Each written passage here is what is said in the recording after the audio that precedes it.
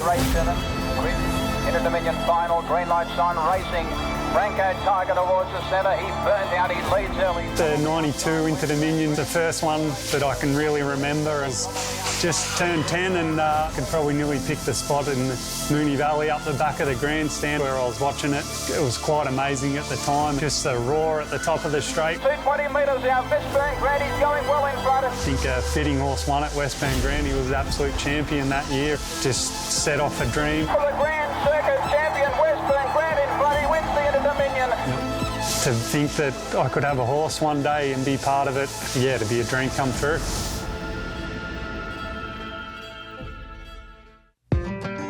I'm Chris Svanosio, 43-year-old harness racing trainer based here at Romsey. I've been involved in harness racing all my life. Went out training on my own probably about 8-9 years ago. Like to try and work out what makes a horse tick a little bit. The environment we've got here, the horses spend most of their time in the paddocks. They're pretty chilled out. We try and just make good race horses out of them. We've had a bit of luck and a few nice horses, but hopefully we've got our best one at the moment. Arcee Phoenix is the best horse I've had to train. It's very lucky to get a horse as good as him.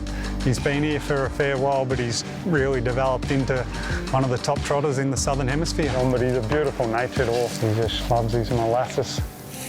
He came to me as a 2-year-old. Knew early on he had a lot of talent, but he had some problems, and I was very lucky that my father-in-law was Alistair McLean and was here with me all the time.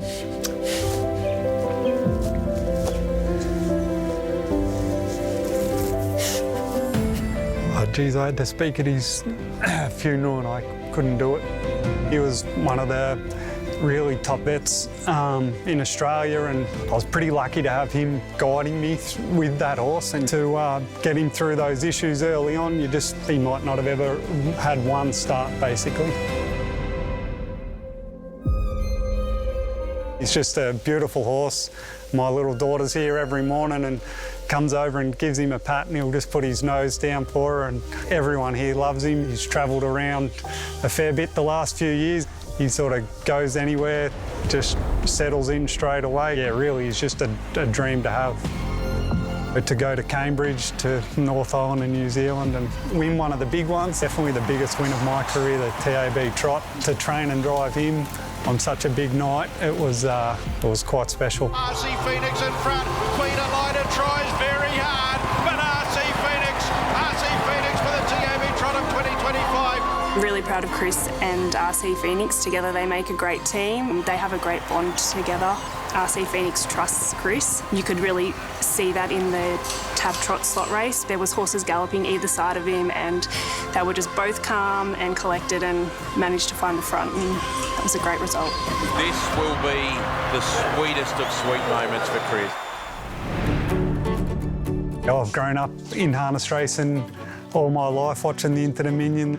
To have a horse of my own that's a real life chance in it, it's why you get up so early in the morning, all the cold wet days at Romsey. Hopefully they're worth it when you go and get up in the Queensland sunshine. I think the Inter-Dominion's such a great test of the horse. You know you've got to go up there and race in the 2 heats. You've got to go good enough to qualify, but still have enough to run your best race on the 3rd night, so it's a big test for the horse, trainer and driver. Arcee Phoenix, his biggest strength is he's such a great racehorse. He's won sort of Group 1 races coming from everywhere, so I really hope his versatility can help him up there at Queensland. I think we give him a pretty solid warm-up. Everything's really gone perfect at the moment, touch wood. It's definitely a lifelong dream, yeah. To be competing and to win one would, yeah, that'd be pretty special.